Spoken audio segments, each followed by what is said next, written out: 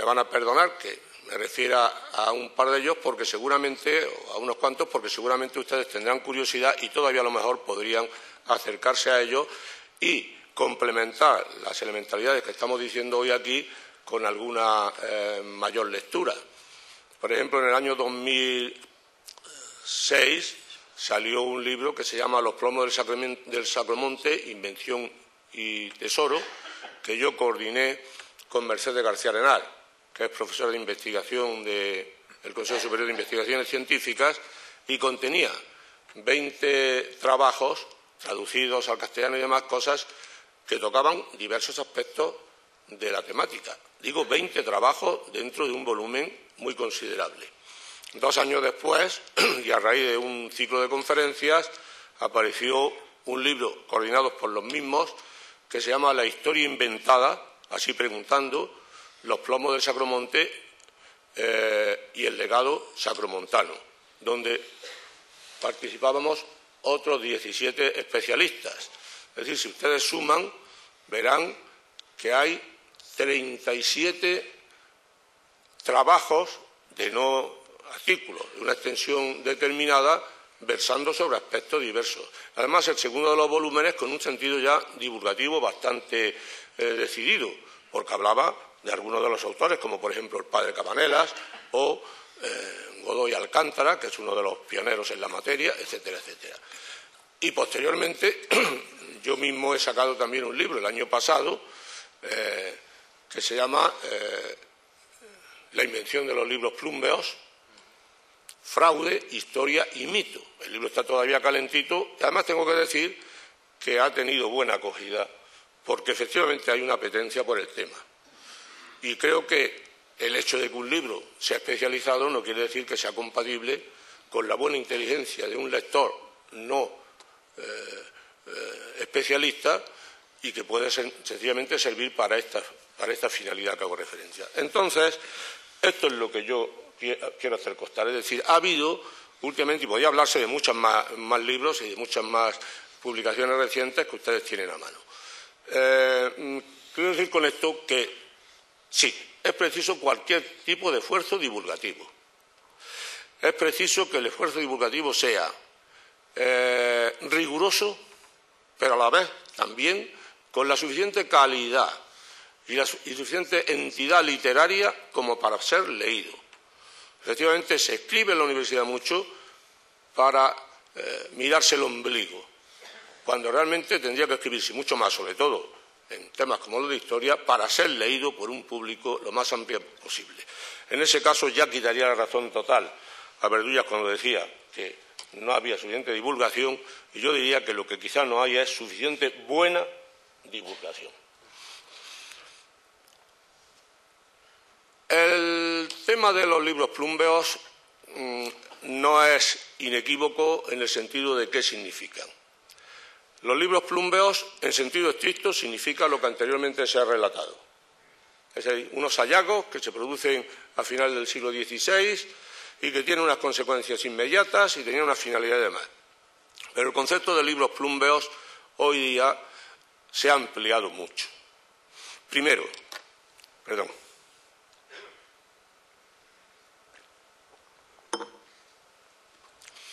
porque forma parte de un conjunto de falsificaciones que se produjeron en ese mismo tiempo, en tiempos inmediatamente posteriores, y en diversas partes de la península ibérica, y que no se circunscribían, por supuesto, a Granada. Y con una particularidad, de que iban íntimamente interrelacionados. Es decir, no es que esto fuera una cosa y lo que se estaba produciendo en Murcia fuera otra, o lo que se estaba produciendo en Toledo fuera otra distinta, no. E incluso había implicaciones muy directas de individuos que estaban implicados en lo de Granada, luego se ha ido demostrando, pero que también estaban implicados en otras cuestiones. Es decir, que forma parte de un movimiento bastante generalizado de falsificaciones eclesiásticas y con una finalidad más o menos uniforme, que podía estar muy bien en lo que antes se ha explicado, de quizá una búsqueda de primacía, de prestigio de una iglesia local sobre el conjunto de las iglesias nacionales, pues la de Granada con respecto a la de Toledo, a la de Santiago, a la de Zaragoza, a la de Braga, etcétera, etcétera. Entonces, es un fenómeno bastante generalizado, por una parte. Eso es lo que se está produciendo en el momento. Pero luego, porque sus derivaciones son enormes. Y las derivaciones van dando lugar a nuevas temáticas que no se pueden abordar sin partir de los libros plúmbeos, pero que tampoco dejan el tema de los libros plúmbeos bien si no se tienen en cuenta esas temáticas. Por ejemplo, en el caso de Granada. En el caso de Granada es un error manifiesto reducir la problemática de los libros plúmbeos a los hallazgos que propiamente se llaman libros plúmbeos. Es mucho más preciso hablar de ciclo falsario granadino, porque íntimamente relacionado, y además con una relación de causa-efecto. En el siglo XVIII, a mitad del siglo XVIII, se producen los célebres fraudes de la Alcazaba, que son carne de la misma carne y que forman parte y cierran el ciclo falsario granadino. Si esas cuestiones no se entienden, los libros plúmbeos se puede uno quedar con la anécdota, que ya es bastante. Ya he dicho que, por lo menos que yo conozca, hay 4 novelas sobre el particular. Y ya saben ustedes, los novelistas históricos, cómo funcionan. Recurren a la historia porque le dan la mitad del trabajo hecho, ¿no? Como ustedes comprenderán. Y esto es lo que pasa. Ahora, si eso no se tiene en cuenta, es que no se entiende para nada. Hay una relación de causa-efecto entre los libros plúmbeos de finales del siglo XVI y los fraudes de la Alcazaba Vieja de Granada, la Alcazaba del Albaicín, de mitad del siglo XVIII. Hay mucha distancia entre ellos, dirán ustedes, y razón tienen. Bueno, pues así todo, esto va a misa.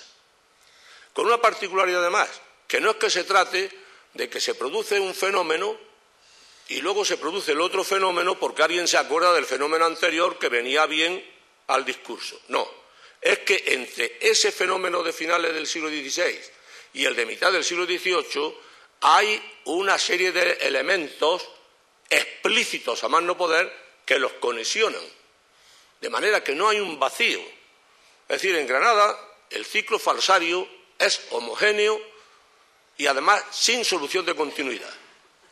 16 a mitad del 18, incluso ya hasta el último tercio del siglo XVIII, que es cuando se condenan los fraudes de la Alcazaba, en 1777. Y esta es la historia, y eso hay que contarlo así. Y además, les digo lo siguiente, volviendo a la divulgación, es perfectamente inteligible por un público culto que además está ávido del conocimiento de estas cuestiones. Hay muchas cuestiones más a las que podría referirme, pero tampoco voy a abusar. Y cuando me diga que me calle, me callo. ¿De acuerdo o no? Puedo estar hablando. Cuando tú quieras. Hablábamos de media hora. Pero quiero decir, y es, uno, una pregunta. ¿Tema morisco? Dirán ustedes, pues vaya una tontería. Si partimos de la base de que es una falsificación morisca, tendremos que admitir que es un tema morisco. Pues sí. Pero como todo se puede complicar un poco, yo les diré lo siguiente. Parece que no es dudoso que el origen, e incluso en alguna forma la fautoría, es decir, la autoría intelectual, pudiera estar en el mundo morisco. Pero es que luego las consecuencias que se desprenden de esos hallazgos que han sido contados son paradójicamente opuestas. Porque lo que surge seguramente como una falsificación morisca y con unas motivaciones que todavía no hemos conseguido elucidar convenientemente, se va a convertir en la gran palanca contrarreformista, postridentina y barroca que va a presidir todo el siglo XVII granadino con un modelo eclesiástico, seguramente un paradigma eclesiástico seguramente más fuerte en el terreno del catolicismo postridentino que en cualquier otra parte de España y además con una gran facilidad de exportación a otras latitudes, incluso superando, por qué no decirlo, el ámbito meramente peninsular. Pues ya tienen ustedes ahí. Yo, en el último libro que he sacado, al que le he hecho referencia, y perdonen por mi atrevimiento, termino mi último capítulo que titulo A modo de coda. El fraude del Sacromonte, un fraude morisco, preguntando. Es una provocación, pero es también la obligación que me impongo de reflexionar sobre ese tema y de reflexionar sin simplezas, es decir, reflexionando sobre una cuestión que, habiendo tenido un origen manifiestamente morisco, termina como termina. Y entonces, claro, viene la pregunta clave,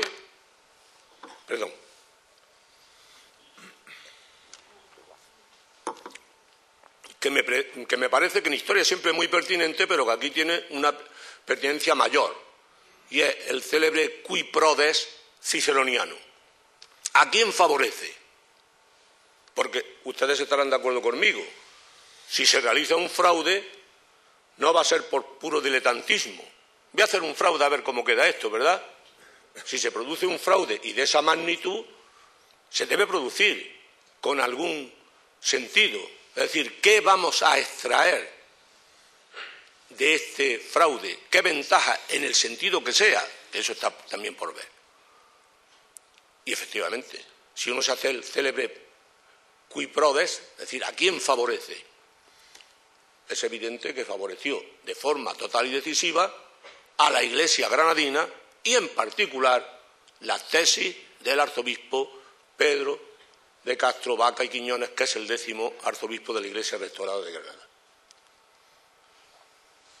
Y entonces, como ustedes comprenderán, a partir de ese momento, el tema de los libros Plumbeos, que más o menos se convertía en esa especie de novelón con sus episodios y los que van a buscar tesoros y demás, automáticamente se convierte en un tema de historia de una profundidad extraordinaria y de una posibilidad maravillosa para conocer lo que es la historia profunda de Granada, de Andalucía y, por qué no, de la historia peninsular de su tiempo, sobre todo del siglo XVII. Yo quería traerles esto. No quiero resultar impertinente porque seguro que algunos intereses de los que hay en estas butacas no coinciden con este planteamiento mío, pero como ya les ha sido relatado el proceso y además tienen la oportunidad, no hoy, pero la tendrán cuando sea, de poder visualizar, diríamos, todo este fenómeno, yo me he atrevido a plantearle algunas cuestiones. Estas cuestiones son las que yo llamo, y es donde he realizado un esfuerzo, y por eso estoy aquí, porque si no, no tendría nada nuevo que decir, son cuestiones de conceptualización. Es decir, ya no basta relatar el proceso, insisto, por muy pintoresco que sea, por muy rocambolesco que parezca, por mucho que sean sus pliegues, es necesario ya ponerse a conceptualizar y ver qué es lo que verdaderamente pasa en profundidad. Pedro de Castro. Pedro de Castro es un personaje abrumador, es un personaje contradictorio. Yo, que me he acercado bastante a él desde diversos ángulos, me deja perplejo. Me deja perplejo porque junto a un logro en el que yo estoy viendo un Pedro de Castro, le sigue otro en el que está en el lado opuesto. Unas veces me parece un falsario, otras veces me parece un desalmado que no tiene inconveniente en comprar voluntades para conseguir sus objetivos. Otras veces me parece un creyente profundísimo en una causa noble. Por supuesto que siempre me parece un gobernante eclesiástico e incluso civil formidable.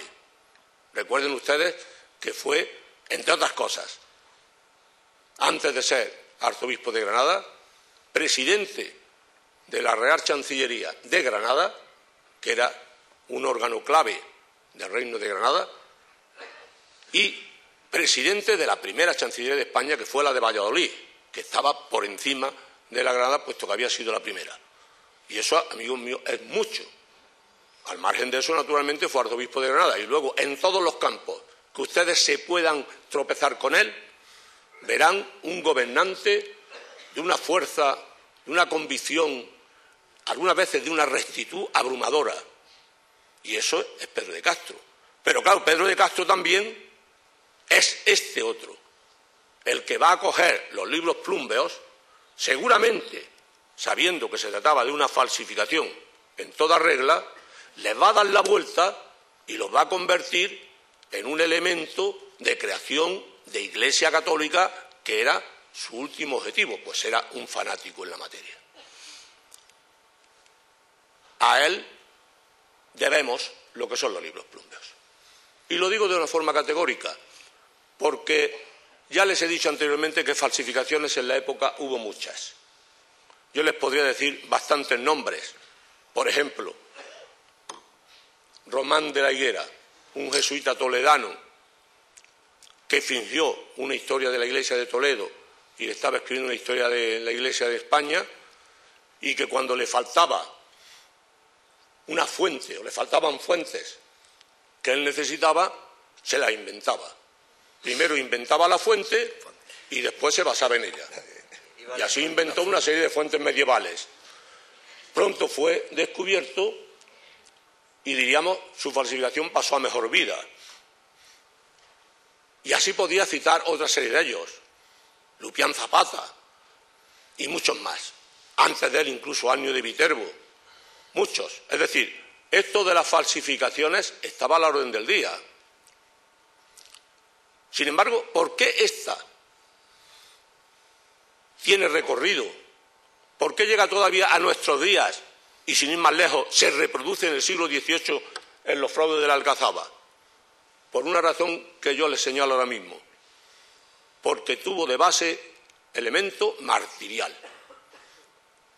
Pedro de Castro fue tan inteligente y tan previsor que debió comprender los simples hallazgos de estos escritos, digan lo que digan, se consideren un quinto evangelio, se consideren lo que se consideren, es una mentira de patas cortas. Ahora bien, si eso va unido a restos martiriales inequívocos, esto tiene por venir, porque el mártir es el culmen de la santidad. No las buenas obras, sino el martirio. Y él sabía que el mundo martirial movía iglesias y movía montañas. Lo unió, como es lógico, las dos cosas, San Cecilio, San Icio, San Ctesifón y los 12 mártires que lo componen, etcétera, etcétera. Pero también tuvo la previsión de unirlo a los martirios de las Alpujarras, de la guerra de las Alpujarras de los moriscos, de la guerra de 1568. Ese montaje que él había hecho con los martirios de tiempo de Nerón, San Cecilio y compañía, necesitaba refrescarse con sangre fresca, sangre reciente. Los martirios de las Alpujarras, que ustedes seguramente conocerán, y que es un capítulo fundamental en la comprensión del tema. ¿Qué tiene que ver esto con aquello? Pues sí, tiene que ver el que eran unos martirios más o menos fingidos, más o menos verdaderos, que Pedro de Castro hábilmente dijo, están cerca, porque estaban solo a 20 años de los descubrimientos del Sacromonte. Me los traigo, los aplico y refuerzo el sentido de Granada, corona martirial, que él buscaba tan ansiosamente. Y así podríamos seguir. Quiero decirles que el mundo temático es de una enorme amplitud. Yo no les voy a cansar más. Aquí, al hilo de estas cuestiones, he ido anotando 4 cositas. Decirle que ciertamente en nuestra niñez o en mi juventud granadina, etcétera, etcétera, el tema de los libros plúmbeos no desapareció, ni desapareció como tema, diríamos, popular. No desapareció. Fue peor, porque si hubiera desaparecido, pues allí paz y aquí gloria. No, cayó en manos de la peor gente del clero, Voy a ponerles un ejemplo para que ustedes, si tienen tiempo, le hagan un altar particular. Don Zótico Rollo Campos. En la mitad del siglo XX